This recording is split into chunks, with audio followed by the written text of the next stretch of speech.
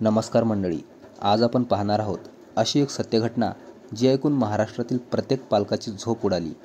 एका हुशार अभ्यासू मुलीने कॉलेजला गेल्यावर असा निर्णय घेतला ज्याची कल्पनाही तिच्या आईवडिलांनी केली नव्हती। ज्याच्यावर आईबाबांनी इतका विश्वास ठेवून शहरात शिक्षणासाठी पाठवलं, तीच मुलगी आपल्या आयुष्याचं भविष्य अंधारात ढकलणार होती। ही आहे राधिकाची कथा, जी धक्कादायक आहे पण आपल्याला मोठा धडा देणारी आहे। राधिका एका साध्या कुटुंबात वाढलेली पण अतिशय हुशार मुलगी होती।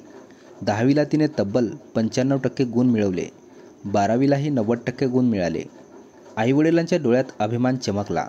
त्यांनी तिच्या डोक्यावर हात ठेवला आणि म्हणाले, आपली मुलगी खूप मोठं नाव काढणार, हिच्या भविष्यासाठी आपण जे काही करू शकतो ते करायचं।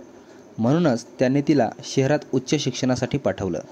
पण कुणाला काय माहीत होतं की हीच राधिका स्वतःच्या आयुष्याचा सर्वात चुकीचा निर्णय घेणार आहे। कॉलेजच्या पहिल्या वर्षात राधिकाने उत्कृष्ट कामगिरी केली। तिला 86% गुण मिळाले। पण एक गोष्ट तिच्या मनाला टोचत राहिली, तिचा दुसरा नंबर आला होता। पहिल्या नंबरवर मात्र दुसरी मुलगी सुनीता आली होती। सुरुवातीला ही गोष्ट छोटीशी वाटली, पण दिवसेंदिवस स्पर्धेचं बीज राधिकाच्या मनात राग, हेवा आणि सुडाच्या रूपानं उगवत होतं। राधिकाला वाटू लागलं, मी इतकी अभ्यासू असूनही पहिली का नाही आली? मी काय कमी करते? ही सुनीता कशी काय नेहमी पुढे येते? त्यातच तिने पाहिलं की सुनीता एका मुलासोबत मैत्री करत होती। दोघे सतत एकत्र दिसायचे। राधिकाच्या मनात लगेच विचार आला, जर मी सुनीताला आपल्याकडे ओढलं तर सुनीता कमकुवत होईल आणि मग मी पहिली येईन। आणि याच विचारापासून सुरू झाली एक भयानक कहाणी। राधिकाने सुनीलच्या मागे लागायला सुरुवात केली। सुरुवातीला साधी ओळख, मग हसत खेळत बोलणं, हळूहळू त्याला भावनिक जाळ्यात अडकवणं। काळ जसा जसा पुढे गेला, सुनील राधिकाच्या मोहात अडकला। दोघांची मैत्री हळूहळू प्रेमात बदलली। राधिकाने अभ्यासाकडे लक्ष देणं सोडून दिलं। ती सरळ सुनीलसोबत लिव्ह इन रिलेशनशिपमध्ये राहायला लागली। कॉलेजमध्ये जाणं बंद, हॉस्टेलवर राहणं बंद, अभ्यास पूर्ण थांबला। त्याऐवजी दारू, सिगारेट, पार्ट्या अशा गोष्टींमध्ये ती बुडू लागली।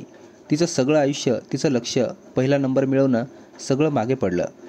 4 वर्षांनी एके दिवशी तिचे आईवडील कॉलेजात चौकशीसाठी गेले, कारण त्यांनी विचार केला, आपली मुलगी आता पदवीधर झाली असेल, तिच्या निकालाची माहिती घेऊया। पण कॉलेजात त्यांनी जे ऐकलं त्यामुळे त्यांच्या पायाखालची जमीन सरकली।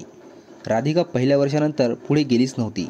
ती कॉलेजमध्ये गेलीच नव्हती, हॉस्टेलवरही ती राहत नव्हती। ती एका मुलासोबत नवरा बायकोसारखी राहत होती। हे ऐकताच तिची आई बेशुद्ध पडली। वडिलांच्या डोळ्यातून अश्रू ओघळले। आपल्या मुलीने असं कसं काय केलं हा प्रश्न त्यांना छळू लागला। शेवटी प्रकरण पोलिसात गेलं। राधिकाला घरी आणण्यात आलं। पोलीस अधिकाऱ्यांनी आईवडिलांना सांगितलं, हो, चूक मुलीची आहे, पण पालकांनी सुद्धा तिच्याकडे वेळोवेळी लक्ष दिलं नाही। दर 2-3 महिन्यांनी भेट दिली असती, फोनवर चौकशी केली असती तर इतकं मोठं संकट टळलं असतं। मित्रांनो, राधिकाच्या या कथेतून आपल्याला एक मोठा धडा मिळतो। मुलं कितीही हुशार असली तरी त्यांच्यावर लक्ष ठेवणं गरजेचं आहे। पालकांनी अंधविश्वास ठेवू नये, त्यांच्या आयुष्याचं निरीक्षण केलं पाहिजे, कारण एक चुकीचा निर्णय संपूर्ण भविष्य उद्ध्वस्त करू शकतो। तुम्हाला या कथेतील धडा काय वाटला कमेंटमध्ये नक्की सांगा आणि अशाच सत्यकथा जाणून घेण्यासाठी आपल्या चॅनलला सबस्क्राईब करा। धन्यवाद।